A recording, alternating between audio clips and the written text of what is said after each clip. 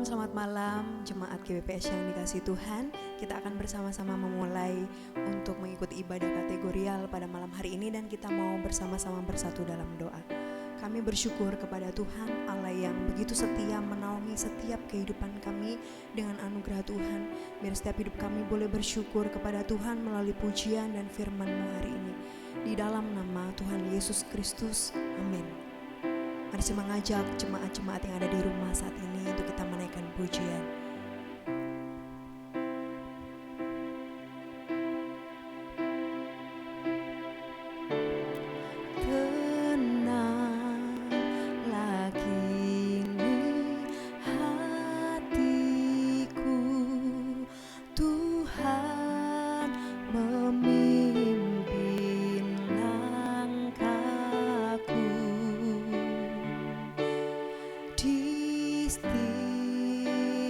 Saat dan kerja tetap ku rasa tangannya. Tuhanlah yang membimbingku, tanganku dipegang teguh, hatiku berserah penuh, tanganku dipegang teguh.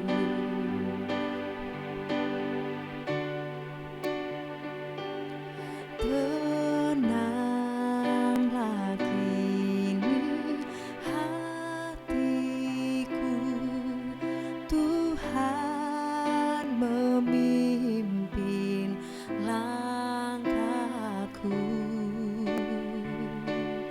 Di tiap saat dan kerja tetap ku rasa tangannya. Tuhanlah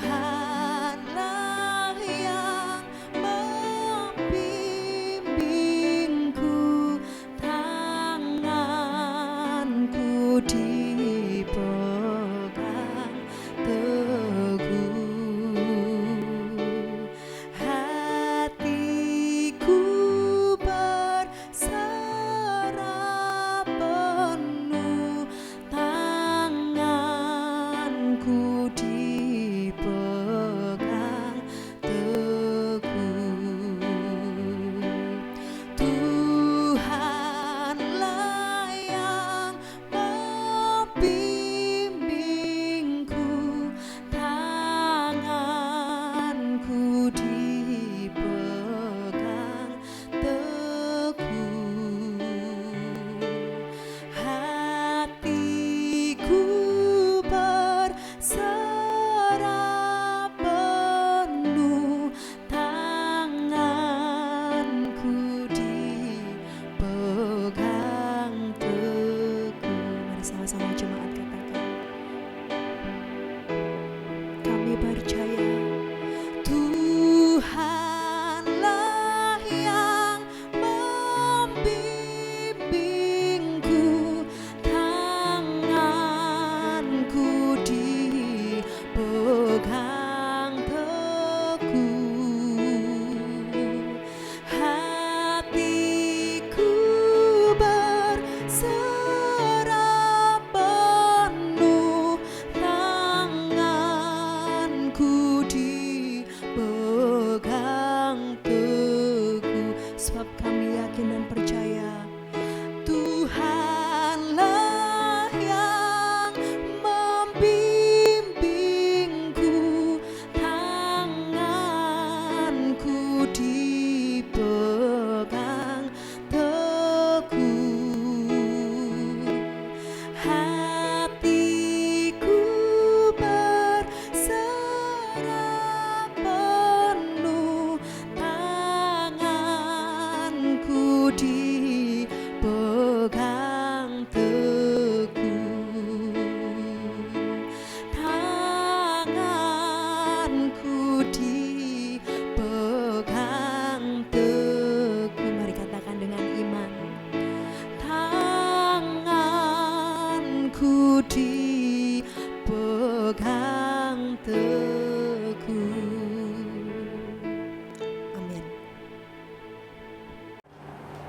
Puji Tuhan, Shalom dan selamat berjumpa kembali Bapak Ibu dan saudara sekalian yang dikasihi Tuhan. Kita bersama-sama akan membahas pada kesempatan sore hari ini di acara pemahaman Alkitab kita yang semuanya akan kita lihat dan akan kita periksa bersama-sama. Tetapi sebelumnya mari kita akan berdoa terlebih dahulu. Terima kasih Bapa dalam surga, pada kesempatan ini kami akan bersama-sama menggali akan firman-Mu, apa yang ingin Tuhan bicarakan kepada kami, dan mungkin kami semua sedang menghadapinya. Itu sebabnya biar kami boleh selalu bersiap diri Tuhan dan belajar dari akan firman-Mu. Terima kasih Tuhan, terpuji nama-Mu. Dalam nama Tuhan Yesus Kristus kami berdoa dan mengucap syukur. Amin. Bapak Ibu dan saudara sekalian yang dikasihi Tuhan, tema firman Tuhan atau di kesempatan sore hari ini di acara pemahaman Alkitab adalah jagalah hatimu. Ya, jagalah hatimu. Betapa pentingnya bagi saya dan saudara dan kita semua untuk menjaga hati kita. Karena di dalam hati kita ada banyak hal yang mungkin ada dan terselinap di dalamnya, dan kita semua perlu untuk menjaganya. Ada apa? Amsal Sulaiman pasal 4 ayat yang ke-23 berkata, Amsal Sulaiman 4 ayat yang ke-23 berkata, jagalah hatimu dengan segala kewaspadaan, karena dari situlah terpancar kehidupan. Jagalah hatimu dengan segala kewaspadaan, karena dari situlah terpancar kehidupan. Nah, Alkitab berkata kepada kita untuk kita selalu untuk mencoba menjaga hati kita dengan segala kewaspadaan. Artinya tidak boleh lengah, tidak boleh sembarangan, tetapi selalu menjaga dengan baik. Mengapa? Karena dari dalam hati kita itu akan terpancar air kehidupan. Kita berkata, jagalah hatimu dengan segala kewaspadaan, karena dari situlah terpancar kehidupan. Ada air kehidupan yang akan keluar dari hati kita jika kita dengan baik dan bisa selalu untuk menjaga akan hati kita. Sore hari ini kita akan membahas lebih jauh dari firman Tuhan. Kita akan membuka dari Injil Markus pasal yang ke-6. Injil Markus pasal yang ke-6. Kita akan lihat di sana bersama-sama. Injil Markus pasal yang ke-6 ayat pertama sampai dengan ayat yang ke-5. Judul di atasnya adalah Yesus ditolak di Nazaret. Dikatakan demikian oleh firman Tuhan.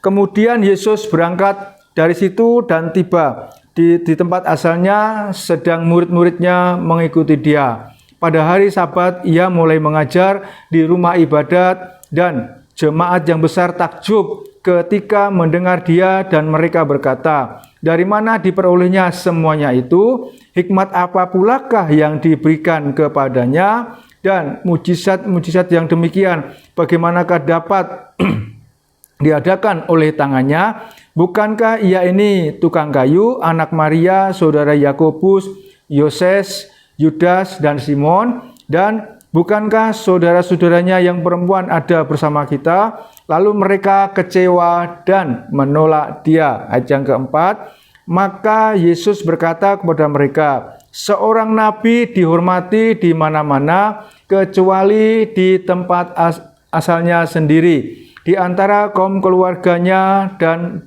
di rumahnya. Ayat yang kelima, ia tidak dapat mengadakan satu mujizat pun di sana kecuali menyembuhkan beberapa orang sakit dengan meletakkan tangannya atas mereka. Puji Tuhan. Bapak, Ibu, dan saudara sekalian yang dikasihi Tuhan, di pemahaman Alkitab sore hari ini yang kita dengar bersama-sama, tadi temanya adalah jagalah hatimu. Mengapa? Karena di dalam hati kita, dan jika kita dengan baik bisa menjaga hati kita, akan keluar dan terpancar kehidupan dari dalamnya. Nah, Bapak Ibu, hari ini kita membahas dari sebuah pokok pembicaraan dari Injil Markus 6 ayat pertama sampai dengan ayat yang kelima. Di sana dikatakan Yesus ditolak di Nazaret. Ya, mengapa Yesus ditolak di Nazaret? Bukankah dia guru? Bukankah dia Tuhan? Bukankah dia seorang yang kita hormati, ya Mesias, anak Allah yang hidup? Kenapa dia bisa ditolak? Nah, Bapak, Ibu, dan saudara sekalian dikasihi Tuhan, ada banyak hal yang membuat kita bisa mengalami penolakan seperti apa yang pernah dialami oleh Tuhan Yesus, ya. Kita bisa mengalami, siapapun pernah dan bisa mengalami penolakan seperti yang dialami oleh Tuhan Yesus. Nah, di antaranya adalah misalkan jika kita punya usul, ya, jika kita punya usul, kemudian juga bisa ditolak. Kita punya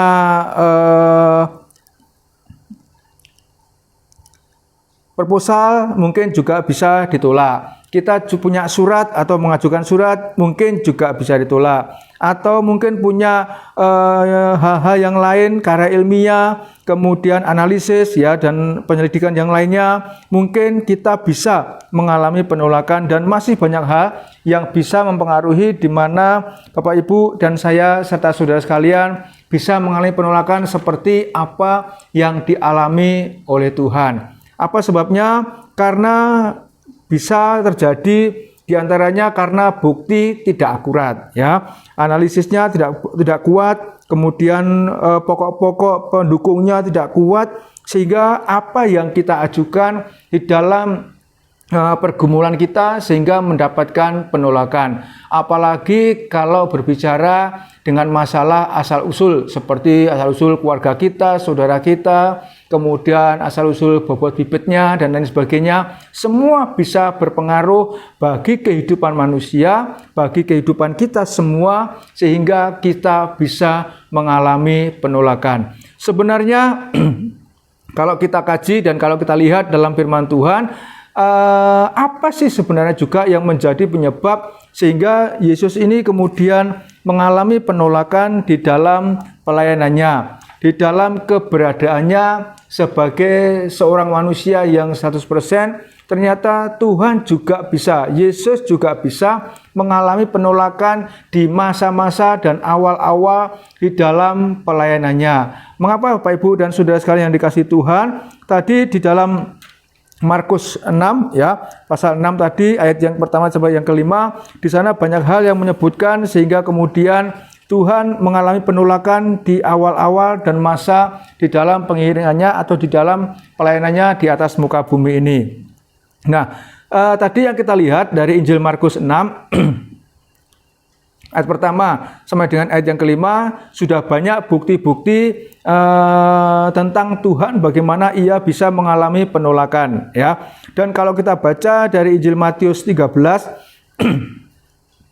Injil Matius 13 ayat yang ke-53 sampai 58, di sana ada juga banyak kisah dari tema yang sama, dari Yesus ditolak di Nazaret ini juga isinya hampir sama, ya. Matius 13 ayat yang ke-53 sampai dengan 58 atau referensinya begitu. Kemudian yang lebih jelas lagi itu di Lukas 4 ayat yang ke-16 sampai dengan ayat yang ke-30. Lukas pasal 4 ayat yang ke-16 sampai dengan ayat yang ke-30 itu juga menjadi sebuah penjabaran di mana Yesus juga ditolak di masa dan awal karirnya dalam masa pelayanannya di atas muka bumi ini.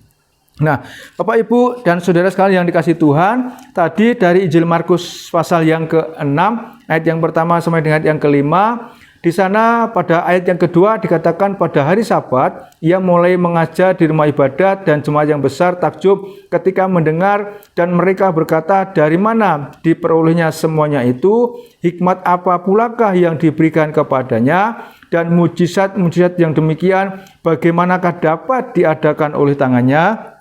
Kemudian, bukankah ia ini anak tukang kayu, kemudian anak Maria, saudara Yakobus, ya, dan Yesus, kemudian Yudas dan Simon, dan bukankah saudara-saudaranya yang perempuan ada bersama dengan kita? Lalu mereka kecewa dan menolak dia. Di masa awal dalam masa pekerjaannya di atas muka bumi ini, dalam Injil Markus tadi dikatakan di sana pada ayat yang kedua, pada hari Sabat ia masuk ke rumah ibadat, kemudian mulai menyampaikan firman Tuhan, mulai mengajar kepada orang-orang yang ada di situ, ya. Kemudian bagaimana mereka pada awal-awalnya takjub mendengarkan apa yang disampaikan oleh Tuhan, ya. Mereka takjub, mereka kagum, wah, ini Yesus ini seseorang yang luar biasa, yang mempunyai pengalaman, yang mempunyai kekuatan di dalam dirinya sehingga dia bisa mengajar dan menyampaikan pesan-pesan ya yang dari firman Tuhan kepada kita semua. Mereka begitu takjub. Namun kemudian di balik ketakjubannya itu timbullah sebuah pertanyaan ya. Timbullah sebuah pertanyaan yang dikatakan di sana. Yang pertama adalah dari mana diperolehnya semuanya itu? Dari mana diperolehnya semuanya itu? Ya, hikmat yang pertama, dari mana diperolehnya semuanya itu? Apakah ada orang yang membisiki dia? Apakah ada mungkin seperti bahan-bahan yang mendukung sehingga kemudian dia bisa menyampaikan itu semua dengan baik, atau buku-buku dan lain sebagainya sehingga kemudian Tuhan bisa menyampaikan firman Tuhan kepada kita semua? Yang pertama, dari manakah diperolehnya semuanya itu? Ya, itu dibalik ketakjuban mereka, kekaguman mereka ketika mereka mendengarkan apa yang disampaikan oleh Yesus di dalam pengajarannya kepada mereka semuanya. Lalu yang kedua ya, itu adalah hikmat apa pulakah yang diberikan kepadanya, dan mujizat-mujizat yang demikian bagaimanakah dia dapat melakukannya. Tadi yang pertama adalah dari manakah diperolehnya semuanya itu? Bagaimana dia bisa ngomong, bagaimana dia bisa mengartikannya, bagaimana dia bisa menjabarkannya dengan begitu luas, dengan begitu baik, sehingga kita bisa kagum, sehingga kita bisa takjub akan apa yang disampaikan oleh Yesus kepada kita semua. Yang pertama. Lalu yang kedua, hikmat apa pulakah yang diberikan kepadanya? Hikmat dari siapakah?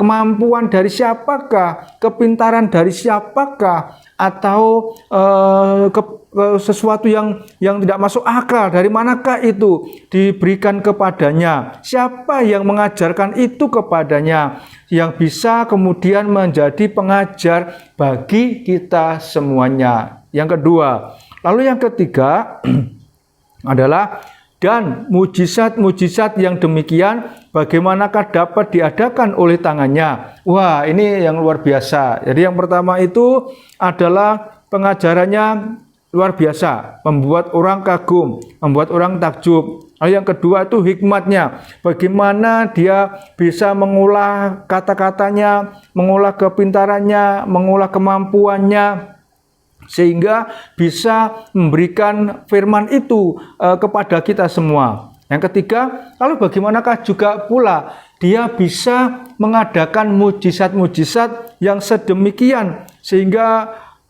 banyak orang yang takjub kepadanya, banyak orang yang ditolong, banyak orang yang disembuhkannya, banyak orang yang diubahkan dengan apa yang disampaikan oleh Yesus kepada mereka semuanya. Yang ketiga adalah bagaimanakah dapat diadakan oleh tangannya? Bukankah dia manusia dan kita juga sama manusia? Tapi dari mana semuanya itu? Bagaimana dia mendapatkannya? Dan itulah yang menjadi ketakjuban dan kekaguman dari orang-orang yang pada waktu itu ada dan menerima serta mendapatkan pengajaran yang disampaikan oleh Yesus kepada mereka. Kemudian saudara sekalian yang dikasihi Tuhan, Bapak Ibu, kita melihat kalau yang ayat 2 tadi itu tentang kemampuan Tuhan yang luar biasa itu bagaimana dan dari mana itu diperolehnya. Lalu yang berikutnya pada ayat yang ketiga dikatakan di sana, bukankah ia ini anak tukang kayu, anak Maria, ya, bukankah ia ini tukang kayu, anak Maria, saudara Yakobus, Yoses, Yudas, dan Simon, dan bukankah saudara-saudaranya yang perempuan ada bersama dengan kita? Lalu mereka kecewa dan menolak dia. Tadi bagian yang pertama itu menelisik, bagian pertama itu meneliti tentang kemampuan, kelebihan, kepandaian, kepintaran, hikmat, ya, kemudian mujizat yang diadakan oleh Tuhan kepada orang banyak yang ada pada waktu itu. Lalu pada berikutnya ayat yang ketiga, mereka mulai melihat tentang asal-usulnya, tentang bibit bobot daripada Tuhan, tentang keberadaan dari Tuhan, keluarga daripada Yesus.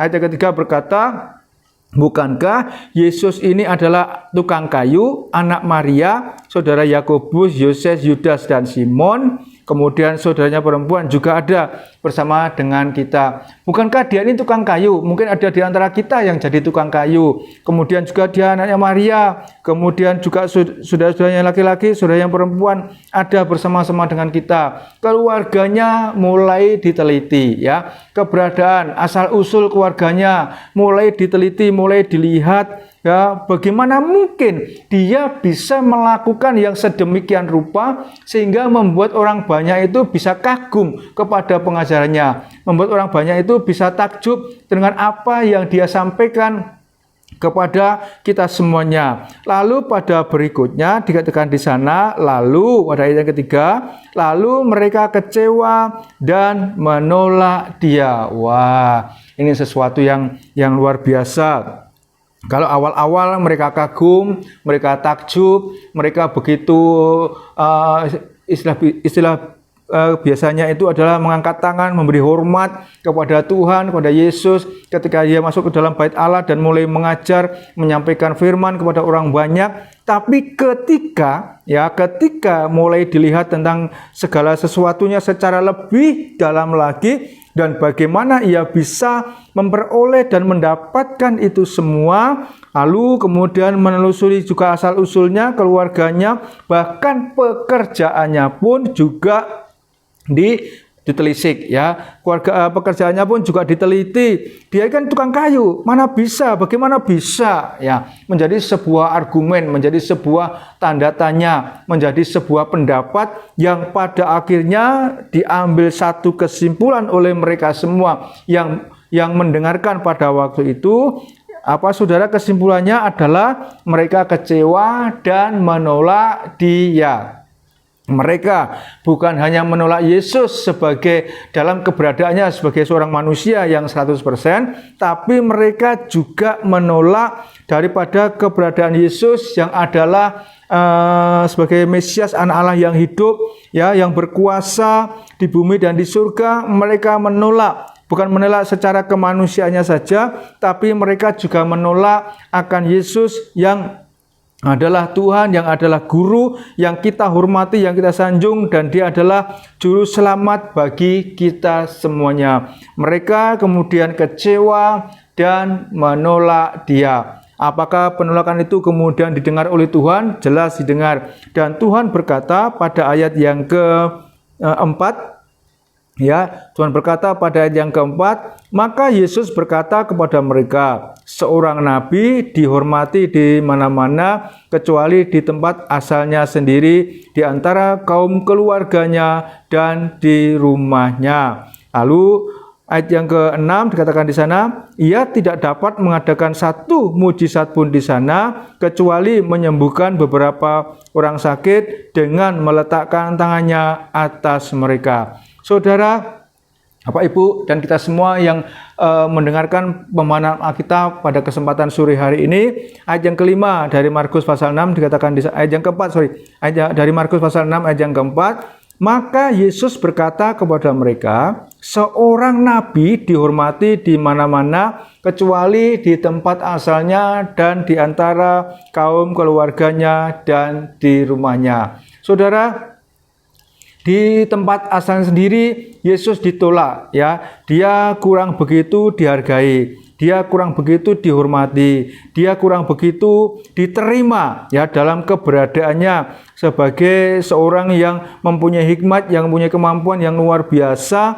yang ada dan dikenal pada masa itu. Dia ditolak. Saudara, kita bisa kecewa, ya, ketika tadi yang sudah saya sampaikan, misalkan surat, proposal, ya, kemudian pendapat kita, kemudian argumen kita, mungkin penelitian kita yang kemudian ditolak, dan mungkin kita juga sudah mengalami mengadakan pendalaman, mengadakan argumen-argumen pendalaman yang luar biasa begitu dalam, dan pada akhirnya ditolak, dimentahkan, ya, tidak diterima. Wah, itu membuat kita bisa kecewa, bisa down, ya, karena semuanya akan menjadi sia-sia dari apa yang sudah kita lakukan. Bapak, Ibu, dan saudara sekalian yang dikasihi Tuhan, Tuhan Yesus di dalam masa pelayanannya, di awal-awal masa pelayanannya, Bagaimana kalau saya dan saudara memposisikan diri kita sebagai Tuhan pada masa itu, kita pun juga akan kecewa. Ya, kita sudah mengajarkan, kita sudah mengadakan mujizat dan lain sebagainya, tapi ternyata begitu mereka melihat ke dalam dasar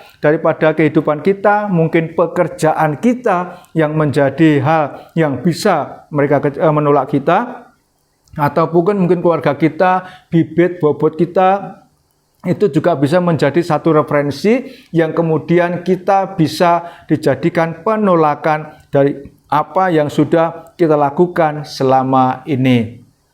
Bapak Ibu dan saudara sekalian yang dikasihi Tuhan, di pemahaman Alkitab kita pada sore hari ini kita belajar ya saudara sekalian, Tuhan berkata dan Dia bisa menerima akan penolakan yang disampaikan oleh para saudara-saudara mereka, keluarga mereka juga, dan mungkin orang-orang lain yang ada di rumah bait Allah yang sedang mendengarkan pengajaran yang disampaikan oleh Tuhan. Tuhan berkata, seorang nabi tidak dihormati di mana-mana, ya. Seorang nabi dihormati di mana-mana kecuali, seorang nabi dihormati di mana-mana kecuali di tempat asalnya diri, di antara kaum keluarganya dan di rumahnya. Ya, saudara sekalian, kemudian pada ayat yang kelima, dikatakan, ia tidak dapat mengadakan mujizat satupun di sana, kecuali menyembuhkan beberapa orang sakit dengan meletakkan tangannya atas mereka.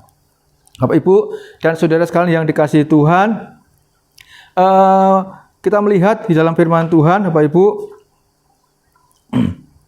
ya, pada ayat yang keempat dan ayat yang kelima, Bapak Ibu, dan untuk ayat yang kelima, itu dikatakan di sana, kalau ayat 4-nya itu adalah Tuhan berkata kepada mereka, seorang nabi dihormati di mana-mana kecuali di tempat asalnya sendiri, di antara kaum keluarganya dan di rumahnya. Ayat yang kelima, ia tidak dapat mengadakan satu mujizat pun di sana kecuali menyembuhkan beberapa orang sakit dengan meletakkan tangannya atas mereka. Kalau Bapak Ibu lihat di Matius pasal 3 Matius pasal 13 ayat yang ke-58. Ya, Matius 13 ayat yang ke-58. Coba kita lihat di sana sebentar. Injil Matius pasal 13 ayat yang ke-58. Ya, Injil Matius 13 ayat yang ke-58.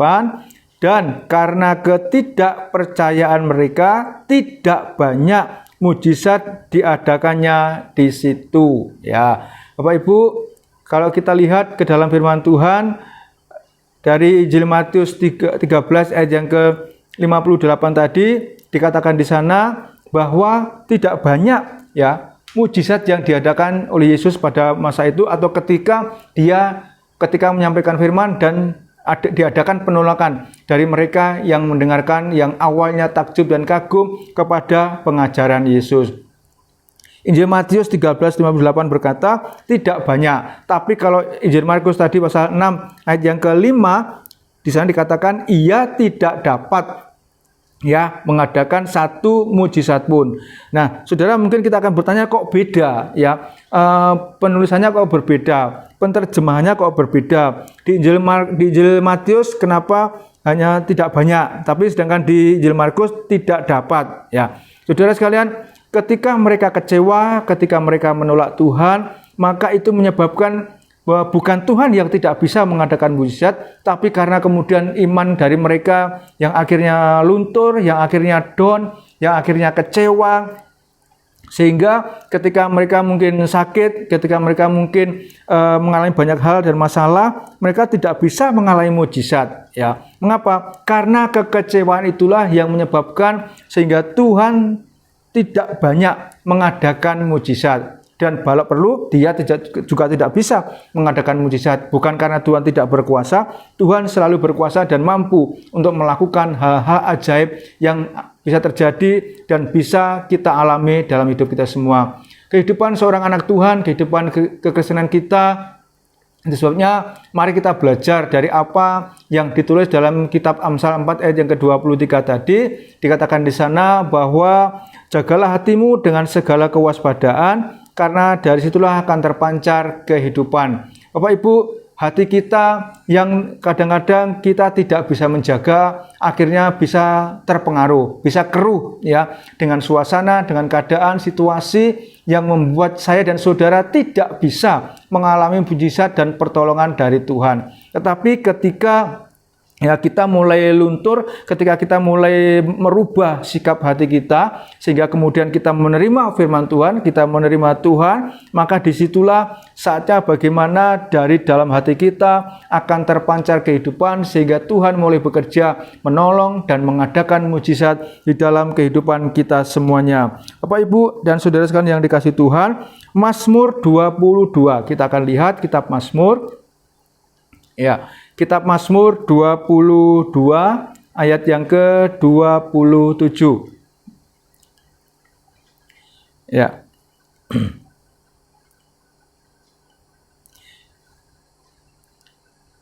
Kitab Mazmur 22 dikatakan di sana, saudara sekalian, oleh firman Tuhan, segala ujung bumi akan mengingatnya dan berbalik kepada Tuhan, dan segala kaum dari bangsa-bangsa akan sujud menyembah di hadapannya. Bapak, Ibu, dan saudara sekalian yang dikasihi Tuhan, di dalam kitab Mazmur pasal yang ke-22 ayat yang ke-27 dikatakan di sana, segala ujung bumi akan mengingatnya. Ketika kehidupan kekristenan mulai diubahkan, kemudian ketika kita mulai menjaga hati kita dengan segala kewaspadaan, maka dari situlah akan terpancar kehidupan, dan dari situlah juga kemudian saya dan saudara bisa mengalami mujizat dan pertolongan yang dari Tuhan. Segala manusia yang ada di atas muka bumi ini, Alkitab berkata, segala ujung bumi akan mengingatnya dan berbalik kepada Tuhan, bagaimana Tuhan akan melawat dan menyembuhkan, akan melawat dari wadah kehidupan umatnya, sehingga mereka bisa mengalami daripada perubahan di dalam sikap hatinya. Itu sebabnya kita semua yang ada di atas muka bumi ini, saya dan saudara sebagai anak-anak Tuhan, hamba Tuhan, pelayan Tuhan, kita semua yang ada dan sekarang ini sedang mendengarkan firman Tuhan, Tuhan berkata kepada kita, mari kita menjaga hati kita dengan segala kewaspadaan, karena dari situlah akan terpancar kehidupan. Bapak, Ibu, dan saudara sekalian yang dikasihi Tuhan, dalam 1 Samuel 12 dikatakan di sana, 1 Samuel pasal yang ke-12 ayat yang ke-20 dan 24. 1 Samuel 12 ayat yang ke-20 dan 24 dikatakan oleh firman Tuhan, dan berkatalah Samuel kepada bangsa itu, jangan takut, memang kamu telah melakukan segala kejahatan ini, tetapi janganlah berhenti mengikuti Tuhan, melainkan beribadahlah kepada Tuhan dengan segenap hatimu. Ayat 24 dikatakan demikian oleh firman Tuhan, hanya takutlah akan Tuhan dan setialah beribadah kepadanya dengan segenap hatimu, sebab ketahuilah betapa besarnya hal-hal yang dilakukannya di antara kamu. Saudara sekalian, dari sekian banyak keluhan dari bangsa Israel kepada Tuhan, yang itulah kemudian menyebabkan Samuel kemudian berkata kepada bangsa itu, ketika mereka dalam ketakutan, ketika mereka dalam keadaan yang terpojok, menghadapi musuh-musuh dan lawannya, bahkan ketika mereka mulai kendor dari Tuhan, melepaskan diri dari Tuhan, maka Samuel berkata di dalam firman Tuhan pada kesempatan sore hari ini, dikatakan di sana dari 1 Samuel pasal 12 ayat yang ke-20, dan berkatalah Samuel kepada bangsa itu, janganlah takut, memang kamu telah melakukan segala kejahatan ini. Ya, saudara sekalian, Samuel memberikan penjelasan kepada mereka, memang kamu melakukan kejahatan ini, tetapi janganlah berhenti mengikuti Tuhan, melainkan beribadahlah kepada Tuhan dengan segenap hatimu. Walaupun kita mungkin pernah undur dari Tuhan, seperti apa yang dilakukan oleh bangsa Israel, mereka mundur dari Tuhan, bahkan sudah jauh dari Tuhan, tidak peduli kepada Tuhan, tidak peduli kepada doa, tidak peduli kepada firman Tuhan, tidak peduli kepada pujian yang kita selalu agungkan dalam penyembahan kita kepada Tuhan. Kita mundur jauh dari Tuhan, seperti apa yang dilakukan oleh bangsa Israel, bahkan mereka melakukan kejahatan kepada Tuhan. Tetapi inilah pesan Samuel kepada kita pada sore hari ini, tetapi janganlah berhenti untuk mengikuti Tuhan. Mungkin hati kita dongkol, mungkin hati kita pernah menolak ya kepada firman Tuhan, pernah menolak kepada Tuhan, tetapi Alkitab berkata kepada kita, janganlah berhenti untuk mengikuti Tuhan, melainkan beribadahlah kepada Tuhan dengan sungguh-sungguh. Sekalipun ada banyak hal yang mempengaruhi kehidupan kita, tetapi pesan firman Tuhan, janganlah mundur ya. Janganlah berhenti mengikuti Tuhan. Apapun posisi keadaan kita, janganlah berhenti untuk mengikuti Tuhan, melainkan beribadahlah, tetap beribadahlah kepada Tuhan dengan segenap hatimu. Nah, ayat 24 dikatakan di sana, hanya takutlah akan Tuhan, setialah beribadah kepadanya dengan segenap hatimu, sebab ketahuilah betapa besarnya hal-hal yang dilakukannya di antara kamu. Mungkin kita pernah lupa, saudara pernah lupa, Bapak Ibu pernah lupa, ya, dengan segala kebaikan Tuhan, dengan apa yang sudah dilakukan oleh Tuhan, segala mujizatnya yang begitu luar biasa yang pernah kita lakukan, yang pernah kita alami, yang kemudian membuat kita bisa kagum dan terpesona dengan apa yang dilakukan oleh Tuhan. Saudara sekalian, dan mungkin kadang-kadang buat kemudian di dalam perjalanan itu membuat kita kemudian tersandung, membuat kita kemudian tidak hati-hati, membuat kita kemudian seperti orang-orang pada waktu itu, mereka kecewa dan menolak Tuhan. Tapi Alkitab tetap berkata kepada kita dalam pemahaman Alkitab untuk kita pada sore hari ini, janganlah berhenti untuk beribadah kepada Tuhan, janganlah berhenti untuk mengikuti Tuhan. Tapi ingatlah bahwa dari situlah kita akan melihat betapa besarnya hal-hal mujizat pertolongannya yang Tuhan lakukan kepada kita semua. Pesan firman Tuhan kepada kita pada sore hari ini di pemahaman Alkitab. Pertama, jagalah hatimu dengan segala kewaspadaan, karena dari situlah akan terpancar kehidupan. Yang kedua, janganlah berhenti untuk beribadah kepada Tuhan, dan ketahuilah Tuhan akan terus dan masih melakukan mujizat dan pertolongannya di dalam kehidupan kita semuanya. Biar firman Tuhan pada kesempatan sore hari ini akan menolong dan memberkati kepada kita semuanya. Mari kita terus untuk menjaga hati kita, karena dari situlah akan terpancar kehidupan. Mari kita berdoa. Terima kasih buat firman-Mu Tuhan. Kami percaya firman-Mu memberikan kuasa, memberikan pertolongan-Mu kepada kami. Ajar kami untuk terus selalu ingat kepada Tuhan, sehingga kami terus beribadah kepada Tuhan dan tidak melupakan Tuhan, bahkan menolak Tuhan. Tapi kami terus akan selalu ingat kepada Tuhan, karena kami tahu dan percaya bahwa banyak mujizat dan pertolongan yang masih dan Tuhan akan terus kerjakan di saat-saat kami sedang mengalami kesulitan, mengalami masalah dan apapun juga yang sedang kami hadapi. Mujizat pertolongan Tuhan selalu ada dan terjadi kepada kami. Amin. Terima kasih Tuhan, berkati kami dengan firman-Mu. Dalam nama Tuhan Yesus Kristus kami berdoa dan kami mengucap syukur buat semuanya ini. Amin. Tuhan berkati kita semuanya. Sampai ketemu lagi.